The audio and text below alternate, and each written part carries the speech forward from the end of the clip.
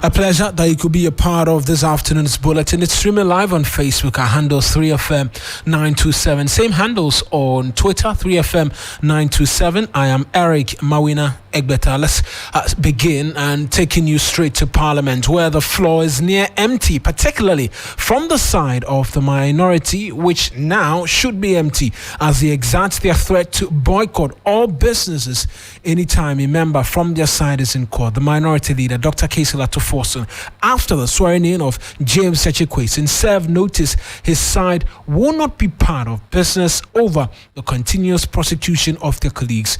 James Echekwesen, Dr. Casey Forson himself, and Colin Stout are currently before court for various charges. A situation the NDC MPs say does not augur well for cooperation. Here is the minority leader. Mr. Speaker, I wish to serve notice. Mr. Speaker, I wish to serve notice that the entire minority group will accompany our colleague to court today and any other day that he is to appear in court. Mr. Speaker, we are solidarizing with our colleague and we will not participate in the business of the House anytime our colleague is in court, and we will be withdrawing from the chamber after this ceremony if the court processes indeed happens today. Mr. Speaker, amid persecution, cooperation will certainly suffer. Mr. Speaker, a word to a wise is an assent not. So that's the minority leader, Dr. Casey Forson, and today they've exacted on that threat with no member of theirs on the floor of the House. The minority whip, I beg your pardon, Kwame Govins Agboja, he's been providing a lot more details to the parliamentary press corps earlier. Just an information. This morning, the minority will not be participating in business on the floor because we are accompanying our two colleagues, Honorable Kwesen and Honorable Forson, who are due to be in court this morning. Based on that, we are unable to attend to any government business. We'll be in court to support them. I think the minority leader gave this hint when he was making comments after the swearing in of our colleague, Honorable Kwesen, on Tuesday. Will you leave at least one member on the floor to maybe raise issues of polling? We are not participating in any business today as long as we are in court in solidarity of our colleagues who are being persecuted as far as we are concerned. Are you minded that in the last ruling of the Speaker where he said you don't necessarily have to sign as long as you're within the precinct of the legislature, means that you have attended to Parliament? Well, we are not. It is not an issue for us currently. All we are doing is to be in solidarity with our colleagues whose persecution we think is politically motivated, has nothing to do with law. As of what happens on the floor, well, we are not here currently. And just to let you know the reason why we are not going to participate in any government business today. So that's Minority Whip Kwame Govins Agboja there speaking to the parliamentary press corps. We'll go to Parliament shortly for a picture as to exactly what it is like, but on social media we'll put up those images for you as well. But we're staying in Parliament, where the debate on the anti-lgbtqia plus bill may have ended after the second reading on the floor, but not without the clearest indication yet of the unanimity of support. All MPs who contributed to the debate took turns to affirm their support and that of their colleagues to the controversial bill. But for some, though, the lack of room for dissent in any way or form is worrying after Ablekuma West MP Esther Uswekufo was heckled during her submission. Here's exactly what happened on the floor of the House. No member of this House is against the principle of this legislation, because we all know from the communities we come from that there is nobody who is advocating for same-sex marriage or for the promotion of this activity in our community. Maybe 100 years from now, there may be, you don't know what is going to happen tomorrow. Please, he said maybe doesn't mean it's going to happen.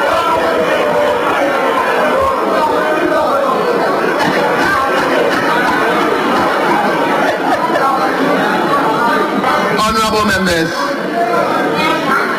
honorable members. Maybe 100 years from now, some Ghanaians may decide that they want it. You and I will not be there.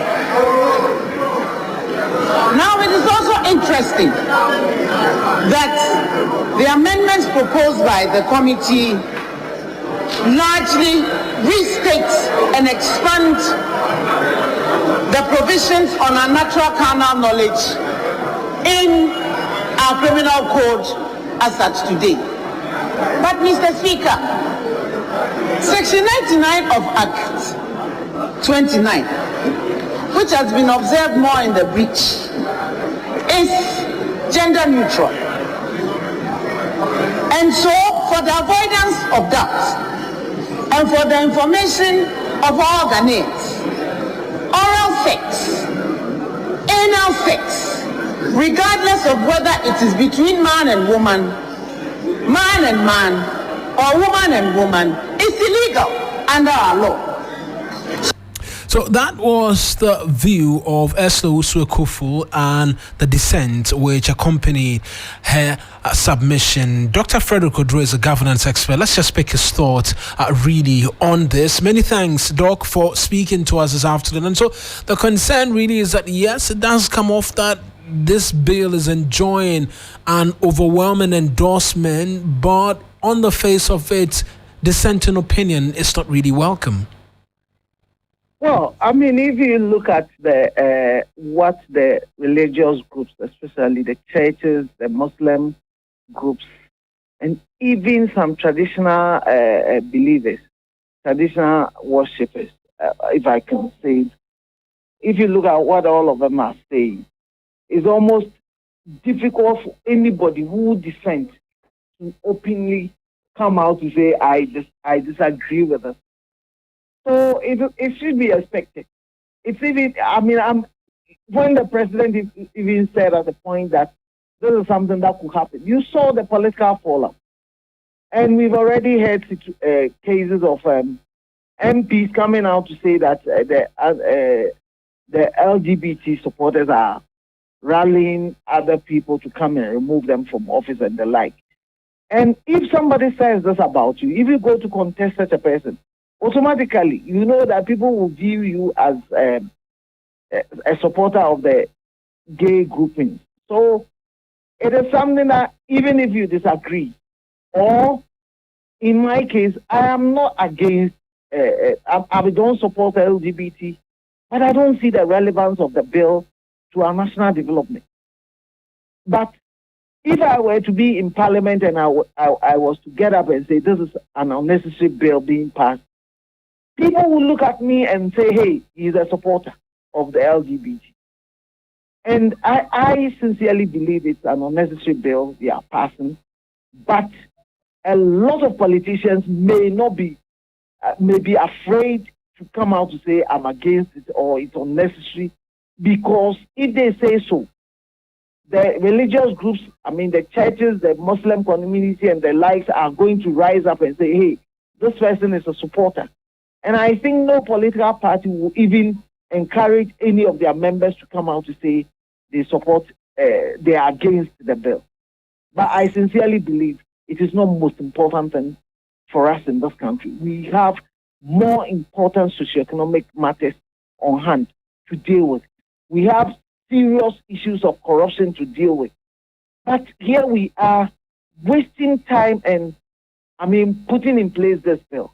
But the question is, how is that bill going to be policed? How are you going to tell what people do in the privacy of their bedrooms and in their homes? Are you going to set spies on them to say that, yes, we suspect there are two men in a room, so we believe they are having gay sex, or two women in a room, they are having gay sex? Right. So I sincerely think that this bill is uncalled for. Uncalled for, just briefly, uncalled for on that particular aspect, an argument can be made that, well, if you look at the basis for which the proponent took the bill to Parliament, it was on the back of a centre opened and overwhelming anger from a cross-section of the Ghanaian public. There's been reports which suggest or point to the fact that 86% of Ghanaians are in favor of the promulgation of laws against it. Hence, this is before Parliament now. They don't have anything doing. It came up on the order paper. Other equally important matters come up on the order paper as and when they are necessary, and Parliament deals with it. You see, sometimes the public opinion can be deceptive, depending on the narrative around it. If the narrative is as if, there is a gay community coming into Ghana to teach all our children to become gays and all that, then it's going to raise issues. I mean, everybody, I am a parent, and I'll be very angry if my son or my daughter will bring a boy or a girl to say that this person is the partner or the person they want to live with. I'll be very angry because of our upbringing.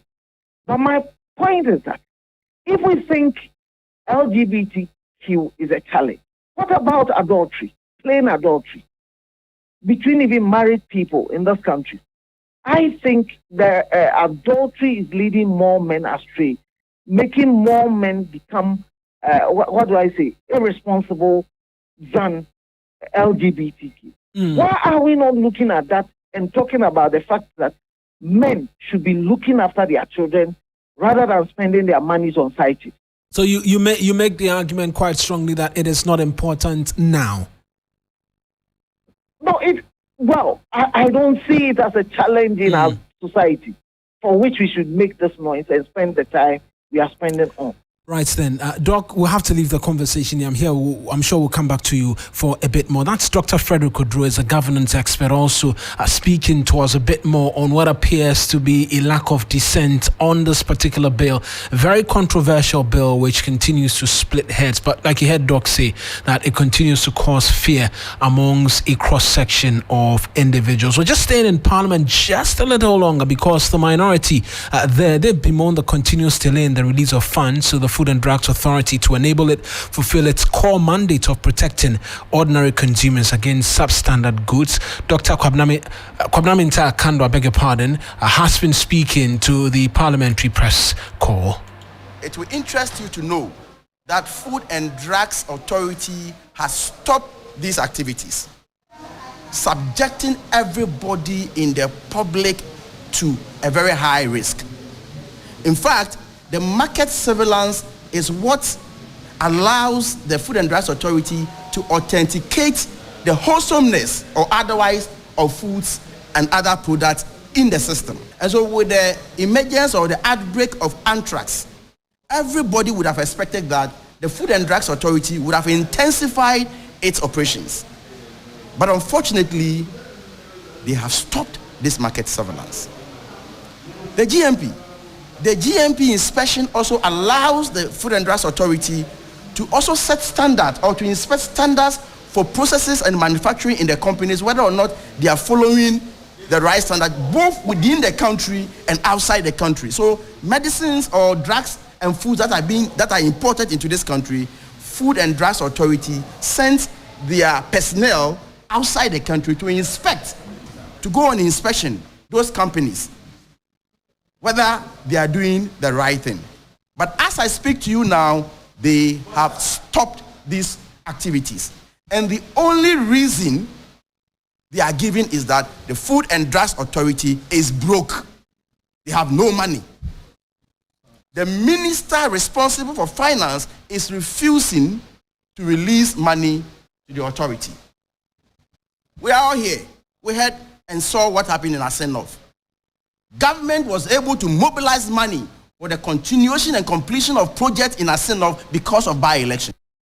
That's Kwamina Kando. He is the ranking member on the Health Committee of Parliament, providing a bit more details on that for us. We're moving away from Parliament to politics now, because the campaign is heating up for the governing New Patriotic Party, and Vice President, he has taken aim at the former Trade Minister Alan Kojo-Kyeremanteng and his Druso campaign mantra. The Vice President, who's meeting delegates in the Ashanti region from today, has questioned the whereabouts of 9 of the 9 other contenders in the flag bearership race, of their whereabouts during the 2012 election petition. And I'll just read the quote for you verbatim. It says that, when I sacrificed to stay in the dock at the Supreme Court, when they were finding excuses to defend the party at the court, no one said it is my time. That's a Drew Miso. Now they are saying it. And that is the conversation. He's been meeting delegates in the Ashanti region. William Evans Sinkum is our bureau chief. He's joined us on the telephone line with a bit more on this. Evans, quite strong words from the Vice President. Well, absolutely it is. And he's saying that he has sacrificed a lot for the NPP, and he appears to be suggesting that if it comes to comparing the level of sacrifice that he has done for the NPP, then the other candidates who are contesting him cannot match. None of them can match up to the level of sacrifice that he has done for the NPP, even though he has a say in the party in terms of period, or in terms of, how long he's been with the party. Probably all the candidates might have stayed long in the party than him, because he appeared in the scene in 2008. When he was actually called by the current president, who was then flag bearer, to be his running mate. Already, he had been assigned as the deputy governor, or appointed as deputy governor, by His Excellency, the former President John Agyekum Kufuor, serving in that capacity until that call came for him to be the running mate. Then fast forward to the big statement. That was in 2012, or after the 2012 election, when in 2013 the party went to court, and at the time everybody was running away. Because that was the time the party needed people to sacrifice or devote their time and represent the court, and fight for the party at the Supreme Court. But nobody was available to do that, and he again rise up to the occasion, leading or standing in the dock to fight for defend the party. That he is saying he has done a lot, and for somebody to say that, it is my time, or in the tree parlance, Drew Miso, it's neither here nor there. Because if it comes to sacrifice, he has done more than enough for the party. Mawena. And what more really has he been saying? We know that he's going to be in the Ashanti region for a number of days. What's the plan for him? Well, so he will be visiting our first 7 constituency. We are talking about an excess of 28,000 delegates who have the mandate to elect among the, for now, 10, because in August they're going to hold a special Congress where the number will be reduced to approximately 5. So then we'll have 5 people contesting in November presidential primaries. Of course, the Vice President, definitely from what we're seeing and from the responses that we are getting, is likely to be among the 5. So he's also been talking about the fact that in 2020, he performed a very critical role in ensuring that the ruling party upped, its numbers in the northern region by way of winning more seats. Currently, he said the party has about 16 seats now, and that is unprecedented to him, and it also details the kind of performance that he actually showcased or exhibited in the lead up to the 2020 election, saying that he supported all 275 MPs.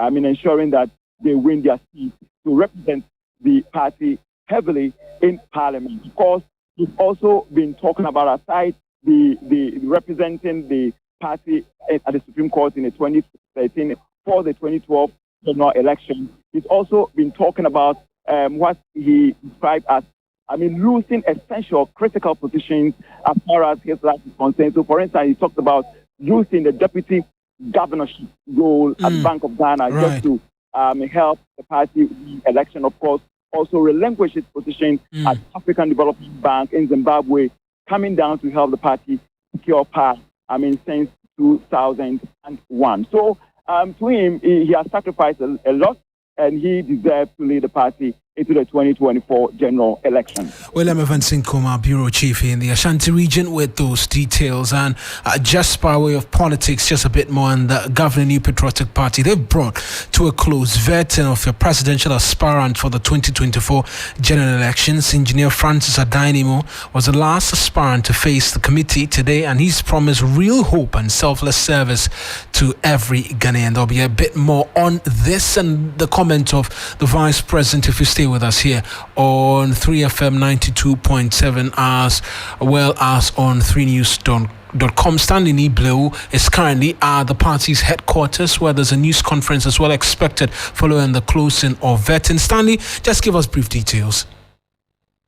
Okay, so Napo, so today the New Patriotic Party had brought closure to the vetting of 8 presidential aspirants, and so it was Engineer Francis Adainimo who took the last turn as the vetting committee, and he has actually survived the vetting, and so he has come out. He came out a few minutes ago, and then he has left the premises. But before he left the premises, he spoke to the media, and he told the media that the vetting was very friendly, and because this was the second time he's facing such a committee, he was actually versed with information and what to be asked or what is expected of him.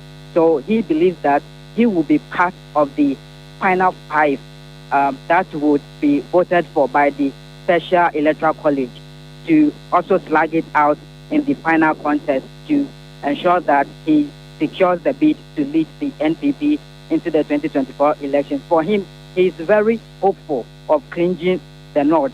And so for him, again, he wanted to take his campaign. He started his campaign right from today to the hinterland. He is targeting the members, initially targeting the members of the Special Electoral College, because they have the power to give him the nod, be part of the first 5. That's Stanley Niblew, my colleague from the NPP's party headquarters. I mentioned there's a news conference expected.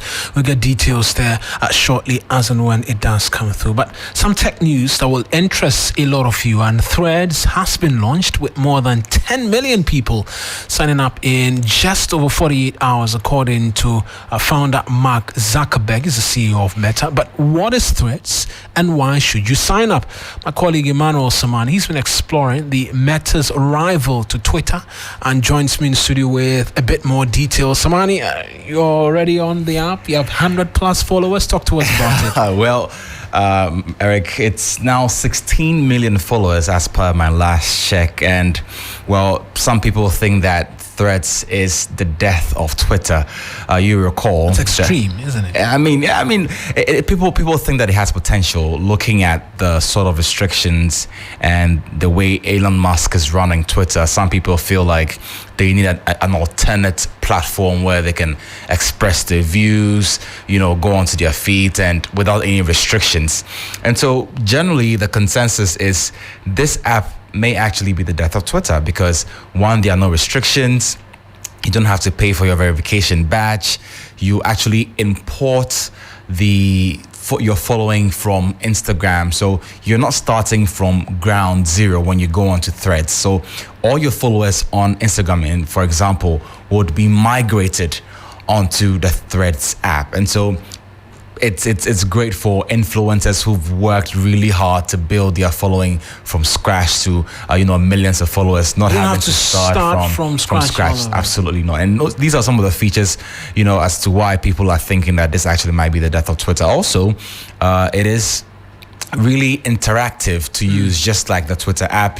You have the timeline, you've got the feeds on there as well, you have your interactions, your likes, your retweets. So you can say it's a copy and paste version that Meta has adopted, and they're doing it even better. I mean, that this app launched a few hours ago, and already we're seeing some 16 million people active users on there. And the consensus also is that if Twitter, or should I say, should Threads have just a quarter of the active users on Instagram, it might be the death of Twitter, because you know that Twitter has some active 6 million users, and Instagram is running into over 50 million users, active users. And so, the foundation is already there. And so it's an app to watch in the coming days. Right then, Emmanuel Samani, and you should follow us, 3FM, 3 News, TV3, on Threads. Absolutely. For all We're of the on latest. all our social media platforms. Right, all of the latest in terms of news content and, with reality TV and the likes. Emmanuel Samani with the details. Let's talk ECG now, because they say that electricity consumers across the country must brace themselves in the coming weeks as the company prepares to embark on yet another revenue mobilization drive from Tuesday. Dubbed Operation Zero, the 2-month exercise is targeted at mopping up revenue from domestic customers and corporate institutions. Staff of the company will be deployed to collect debt, check for illegal connections, and meter installation for new customers. In an interview with 3FM, the external communications manager of ECG, Leila Abubakari, revealed customers who are not in the database of the company will be billed instantly, among other sanctions. Now, this revenue mobilization is not focusing on only just postpaid customers. It is the customers who are not paying, the customers who are using electricity and either paying zero or paying less than what they are consuming, because maybe their meters are faulty, because they have tampered with the meters themselves, because they have connected directly to source and all that. We are losing revenue within the system because people are evading the normal way of going about electricity consumption and then payment. So this mobilization is to ensure that the integrity of our system is apt, the customer is on a meter that is functioning well. Otherwise, we put you on a flat rate so that at least if you consume, we'll be able to get some money from you, no matter what it is. So what we are saying is we come to your house, illegal connection, whatever it is. If you cannot pay zero to ECG, at least pay 200 cedis. If you use an air conditioner, if you have a fridge, if you use an iron every day, pay something to ECG. So this revenue mobilization is something that is long term, but we're just trying to fix the system in the network. That's Leila Abubakar. She is the external communications manager of the Electricity Company of Ghana. We're ending in court, where my colleague Lord Eduasar is joining us on the telephone line with a bit more details, as the court has ruled on Kwasin's stay of execution motion, and that is to happen on July 11. Lord, a bit more details. Right, so Marina, you'd recall that Kwasin's lawyers filed the appeal at the Court of Appeal, which is yet to be heard. So in court today, Lea Chachikata made the point that after the reason why they filed was that the court erred in law, that they failed to appreciate some of the things that were cited during the ruling on the day-to-day hearing. And so as part of the evidence that it brought, they asked that they actually brought the tape of the president speaking at Asin North, the statement that they regarded as prejudicial comments, for it to be played. So they played a brief of it, and then the AG, Godfrey Yobadami, told the court that the whole tape should be played in full for the context to be put in proper perspective. But Mr. Chikata noted that if that is played in full, it will rather expose the prosecution side. So there was a lot of argument in that regard, but several pointers were raised, and after listening to both sides, presiding Judge Marianzu noted that the court will be adjourned to July 11 for the full ruling on the motion to stay the execution. Right then, my colleague Lord Eduasare with a bit more details for us from the court. That's how we end this afternoon's edition of the news here on 3FM 92.7. As always, a lot more news if you log on to 3news.com. Nanekia Mensa Brampa, she's here ready to bring us the very latest from the world of business. I am Eric Mawina Egbeta. Like I always say, a lot more news if you log on to 3news.com.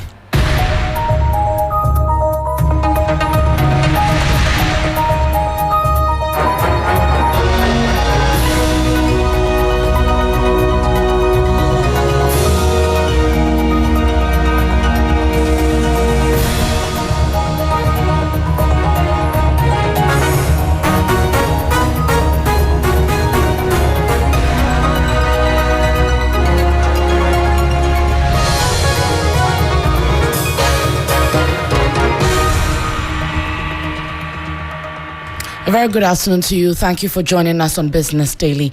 And coming up this afternoon, Ghana requires in excess of $12 billion to meet the cost of implementing adaptation actions on climate change. You will hear from the Finance Minister. Also, the coalition of individual bondholders to picket at Ministry of Finance from Tuesday, July 11 till the resolution of their grievances. We'll be telling you more in the next 10 minutes. Stay.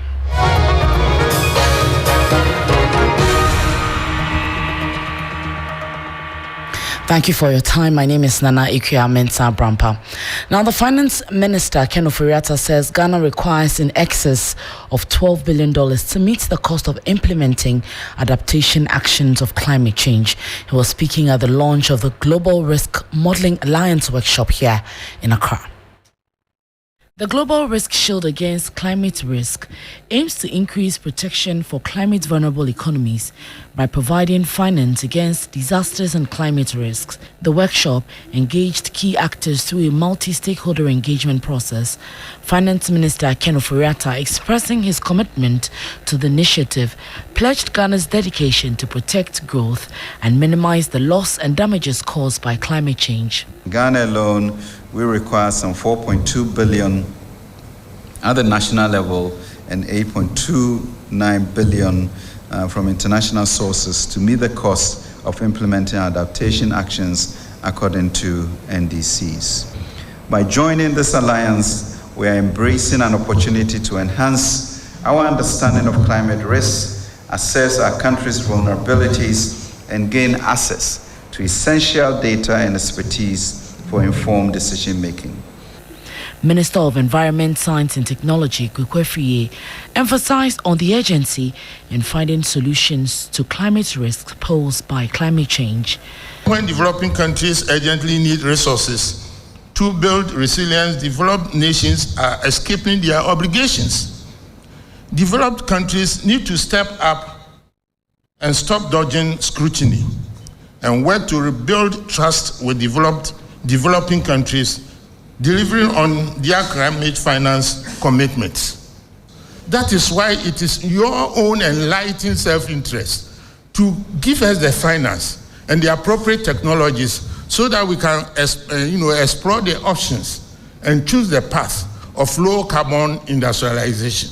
Because as for industrialization, Africa must industrialize. The Global Shield Initiative is expected to enhance the country's adaptive capacity and also to ensure that financial and social protection measures are integrated into the country's climate change strategy. And the coalition of individual bondholders groups has threatened to begin picketing at the Finance Ministry from Tuesday, July 11, over defaulted bond payments and failure to implement an agreement signed between the coalition and Ministry of Finance on behalf of government. A statement released by the coalition indicated that government has so far not shown any commitment to honoring the agreement and described government's conduct as condescending, insensitive, and disrespectful to citizens who trusted government with their savings. According to the group, the picketing will continue each day after its commencement until the grievances are addressed. The coalition is made up of the Ghana Individual Bondholders Forum and the Individual Bondholders Association of Ghana, constituting about 300,000 individual bondholders.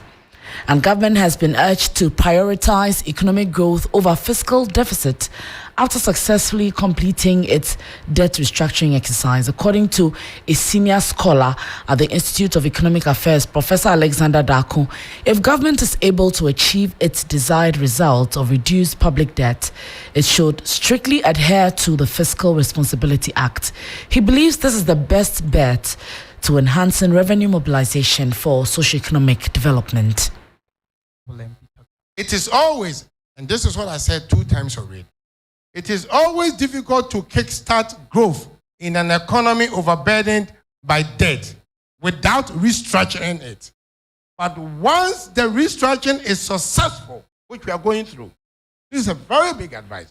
Once the restructuring is successfully completed and public debt is reduced and stabilized, the government should prioritize growth over deficit to create a capacity for more revenue once higher growth is sustained. This strategy must be carefully implemented within the Fiscal Responsibility Act 2018.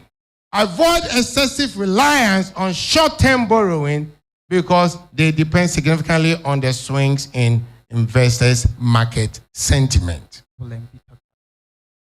And that was senior scholar at the Institute of Economic Affairs, Professor Alexander Darko there. Now, the president of the Association of Startups, Solomon Ejay, is lamenting over the bureaucratic processes involved for innovative SMEs to protect their ideas. He was speaking at an innovation and entrepreneurship symposium and showcase organized by NIP to showcase some Ghanaian innovations and also deliberate with experts from various sectors of the economy. And he lamented over the long processes involved in securing intellectual property. Well, so practically, most of the challenges that we have as we speak now in terms of innovation session more have to do with the protecting of your idea, what we call the IP, intellectual property. So as we speak now, of course, there's IP office, but then accessibility is key, and then the process that go through is also a challenge. And so the IP is one of the key things that we're trying to see how easy will it be for people to protect their ideas. Beyond that, we also look at funding. For instance, there are in the startup phase, there's ideation space, there's a pre-seed, we call the seed stage, and all those kind of things. But do you have a national fund, a fund that you can go and say, I want to start this business, I have this idea, I want to test the idea, can I get some support? Because you need to be first of all test and be sure that people will accept your product, will buy it. So that research base, what we call the testing phases, can you get some support for that? We hardly get that support. You heard the president of the Association of Startups, Solomon Ejay, there, ending it for Business Daily this afternoon. Remember, when you log on to 3news.com, we have more business news updates. That's it. Black Rasta will be back shortly. Enjoy your lunch and do have a good afternoon. My name is Nana Ikuya Mensah Brampa.